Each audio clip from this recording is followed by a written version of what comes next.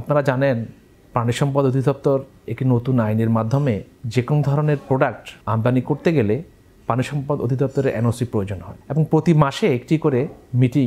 অনুষ্ঠিত হয় ডিএলএসের সাথে। সেই ডিএলএসে আহকাবের দুজন প্রতিনিধিত্ব করেন এবং প্রত্যেকটা ইনডেন্ট যাচাই বাছাইয়ের মাধ্যমে খামারবাড়ি ডিএলএস থেকে এনওসি প্রদান করা হয়। আহকাব তাদের ব্যবসায়িক যে প্রতিষ্ঠানগুলোর যে ইনডেন্টগুলো সেগুলো স্বার্থ সংশ্লিষ্ট উপকারী প্রোডাক্টগুলো এবং যেটা ক্ষতিকারক নয় এ ধরনের প্রোডাক্টগুলো যাচাই বাছাইয়ের মাধ্যমে এবং যেটা আমাদের অ্যানিম্যাল হেলথের জন্য খুবই প্রয়োজন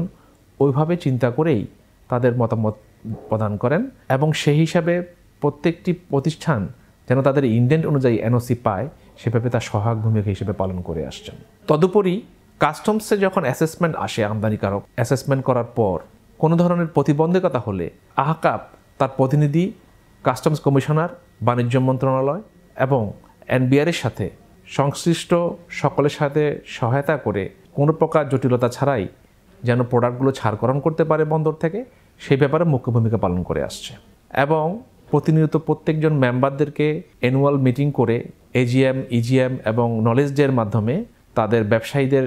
সমস্যাগুলো চিহ্নিত করে সমাধানের জন্য সদস্য ভূমিকা পালন করে আসছেন। আপনারা জানেন যে আহকাব ৫ম আন্তর্জাতিক ট্রেড ফেয়ার আয়োজন করতে যাচ্ছে, যেটা অনুষ্ঠিত হবে আইসিসিবিতে ৩০শে নভেম্বর, ১ ডিসেম্বর এবং ২রা ডিসেম্বর। এখান থেকে খামারিরা